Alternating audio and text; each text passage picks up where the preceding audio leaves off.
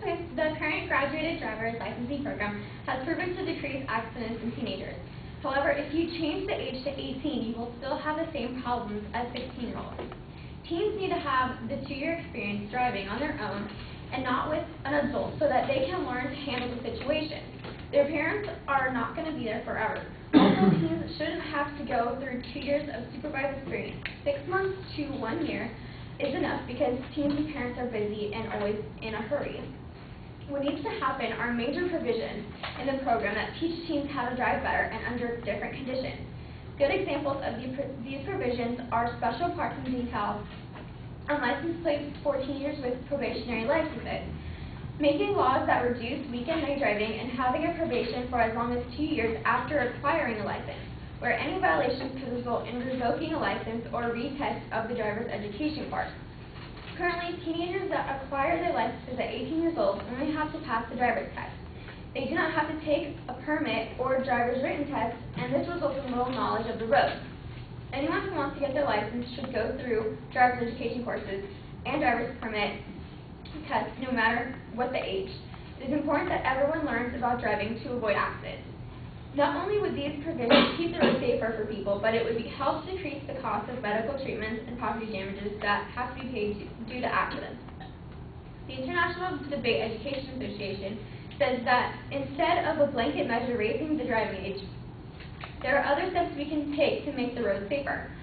We could make the driving test tougher. We could require a retest after compulsory retraining for any new drivers caught driving badly, and we could make it so that parents decide if their children are responsible enough to take the driving test.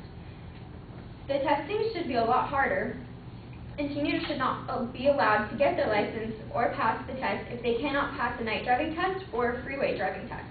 Also, it would be wise to include special conditions tests for rain, snow, or windy, dangerous roads. Online testing should be very strict and only pass students who get an A on the test or completely abandon online testing altogether. The driver's education classroom courses are much better environments that teach people all about driving. The internet tests are extremely easy and are not sufficient ways to test people's knowledge. An article written by Bob Capriccioso states that it's more important to make changes that we solve the issue, not merely hamper students' rights. Merely making small changes will not solve the problem. We need to ensure teens are prepared in the right fashion. Larry Copeland, writer for USA Today, states that the basic point is to put more standards in place for those first few years when they're learning to drive. The more practice and experience teenagers get while taking tests and learning to drive under different conditions will help decrease accidents and give them the responsibility to handle certain situations. There are many disadvantages to raising the driving age. It can be harder on parents and punish the good teen drivers. If teens need a job or have to learn to be more independent and ready for real life in college, they need to learn how to drive earlier. The International Debate Education Association also states that many teens are safe and careful drivers, and almost all adult drivers today started before they were 18. It would be unfair to punish all 16 and 17-year-olds for their bad behavior of the field. Society will pay if the driving age is raised. As many young workers won't be able to take the jobs they're offered. This will make our labor market less flexible, raising the cost of doing business, and make youthful unemployment an even bigger problem. We could, of course, lay on much more public transport, but that would be also very expensive. It is also a lot easier on parents, especially if they have jobs or are very busy. If their teens can drive themselves, it makes it easier for them to drive to a job, and it makes the jobs that require a car necessary, and if they have to go to school. The National Business Review states that changes will hit rural areas the hardest. The restrictions will make work and community activities much more difficult for our young people who don't have the luxury of public transport.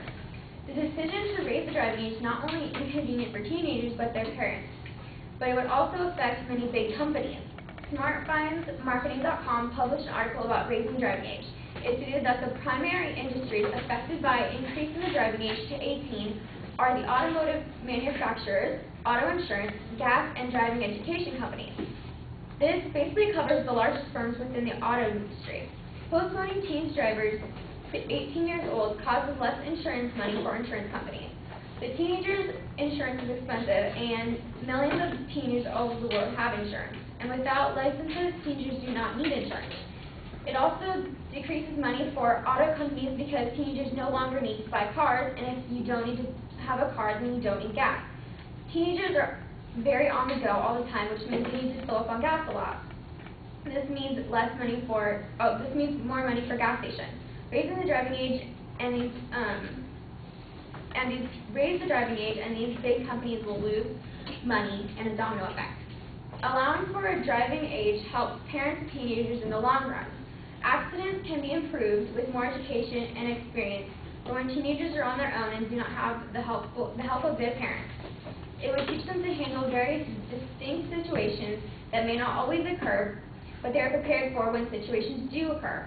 And an accident can be prevented due to experience and knowledge of what to do.